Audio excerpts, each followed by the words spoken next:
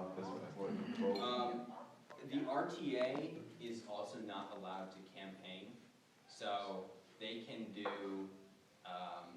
educational sessions and things like that, but they're explicitly forbidden from advocating on behalf of the plan when it's in the campaign season. So the TV ads and radio ads are going to be done by C3. Did the Detroit Council today do a resolution to endorsing the plan? I do not know.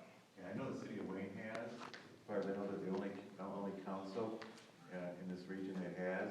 Maybe perhaps by encouraging these other city councils and then how the impact would be for their community is to ask their council to look at that proposal and to endorse it. Yeah. That would kind of help kind of spread the word in pockets throughout the whole region. And Linda's also been looking towards organizing a joint mayoral statement from different mayors in Wayne County who would do something similar. So yeah, that would be a really important form of publicity and voter education that we're definitely exploring. Yeah. Do you have an estimate what type of number you're looking at? You need like 500,000, 1 million people who are going to have to vote yes? Or are you saying it's only more than vote no? So if only 200,000 vote no, you only need 200,001 to vote yes? Well, what do you mean? I mean, we need more than half to win.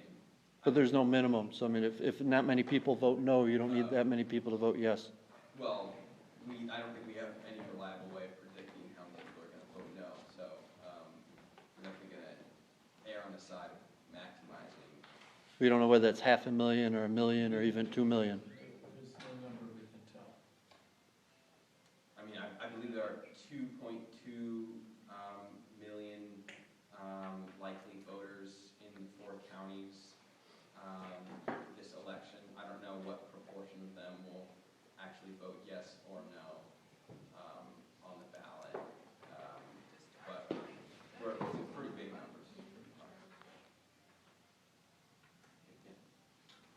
I don't know if this is like totally chill, but have y'all thought about like wheat pasting vote yes, but like, I guess y'all can't, but like wheat pasting vote yes posters at each of the bus stops, so that then when you talk to people, they're like, oh, are y'all the ones who put up those posters? You can be like, no, but RTA should pass. I don't know, just something that like basically makes it so every single person that rides the bus would see a poster that says what it is and vote yes on it. That's fantastic. We could reach out to the Beehive Collective, see if they want to draw something, or other art people. I don't know. Very good.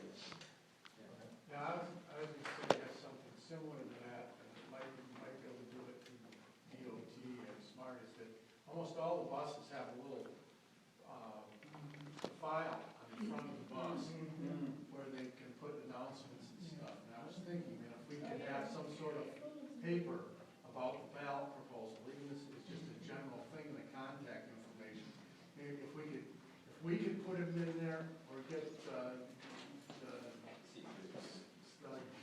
one of those groups to put them in there, that would be a way where it would be right there, and you have a captive audience, because people are riding, and they might well pull that out and read it. I know when there's stuff in there, I tend to pull it out and read it just for something. But you know, some buses, they have it, you can just post it up and, like a bulletin board.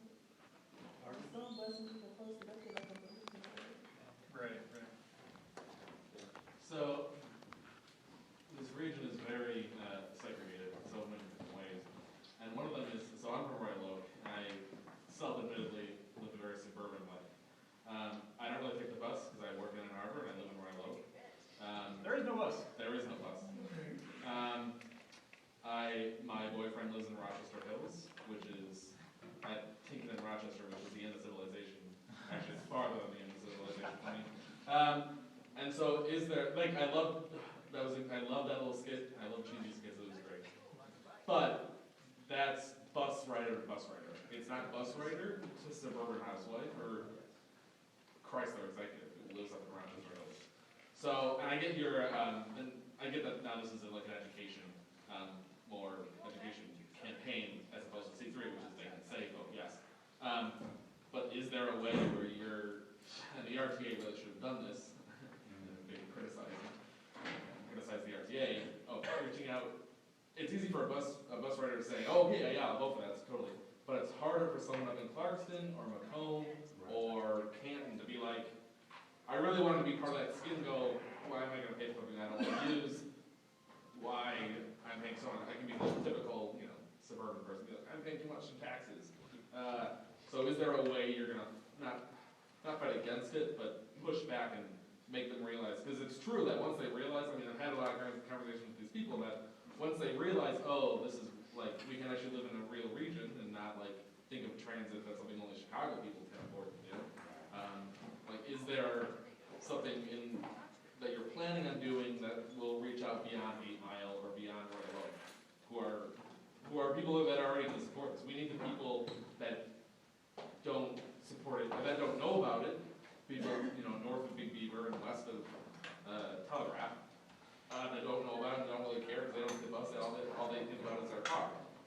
I'm one of those people. I think about the bus, but I have a car. So, but, Yes. Yeah, go ahead. Sorry. So there are basically two answers. Sure. So the first is that MCFR in particular is focused on bus rider organizing. Yeah. The second is that C3, which is a somewhat broader reach, Yeah. has developed their messaging strategy for people who never use public transportation. So they've honed in on a couple of key messages that work across the board for lots of people, including non-bus riders. Their most successful one was emphasizing how this allows for mobility independence for seniors. Most people in the suburbs have parents. A lot of those parents are reaching the point where they're not able to drive all the time, and so this way into their own sphere has been really successful in encapsulating how this is a public good that is really critical. So yes, they are catering their outreach to non-bus riders, and I have their compiled report on their messaging strategy, and would be happy to share it with anyone who's looking to speak with maybe less receptive audiences. Follow-up comment on that. I brought it up only because I had this, romantic idea of like a bus of you guys as bus riders,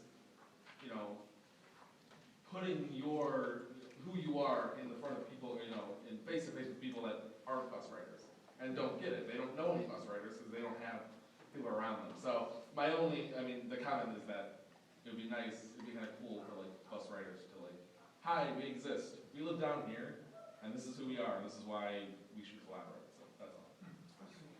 Yeah. In the A back. couple things. I remember that one meeting when they first turned it down, and I remember a bus representative from the bus union, that they had some grievances with the RTA about the program when it was brought up about some validity on their buses. And I don't know, I know you were there that day, if you recall that comment that was made. Another thing too is that even though some of those suburbanites don't use the bus system, what they do need is they need to be able to find some new revenue supporting basic services in their community. And these in my community, for example, the station that they have took place there, it's going to be a catalyst for revitalizing the downtown lane.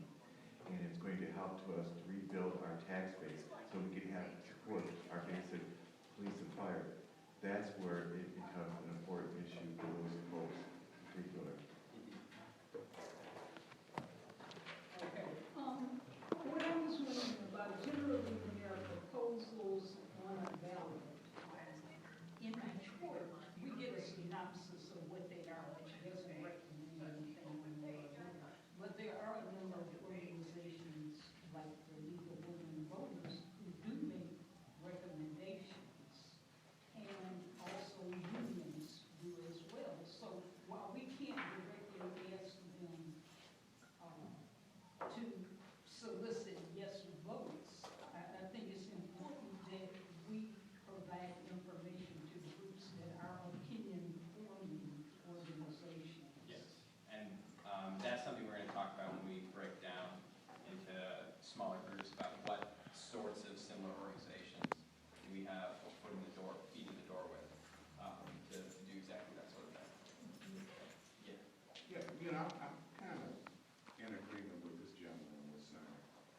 far as the RTA, one of the things I thought maybe the RTA would do when they started coming out is that, people haven't gotten information about enough structure.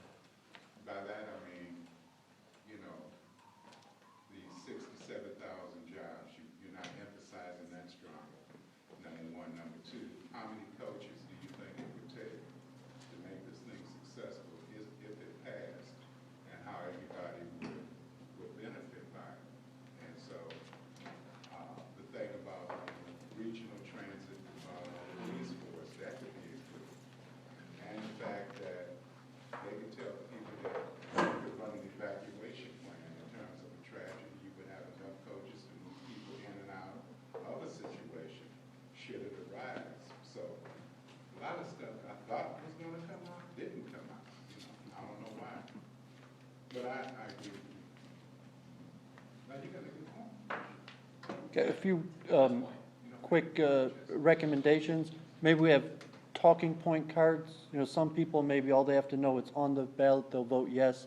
Other people need a little bit of convincing. We have talking point cards for different target audiences, so people would know what pieces of information are most relevant to them, and possibly also we could have major candidates. We could try to solicit them to put this on their platform, and that could be Republicans and Democrat. I think maybe Brenda Lawrence is a major candidate. She might be up for election. But even across the board, if we could get a bipartisan support where there's Republicans and Democrats that have officially put this on their platform, that they're in support of this. Yeah, that's good. And maybe even host a debate or something where we could bring multiple candidates. I don't know if that'd be a possibility. I know C3 is actively soliciting a number of candidates and officials for basically donating their campaign staff to this. Well, just to add it to their platform.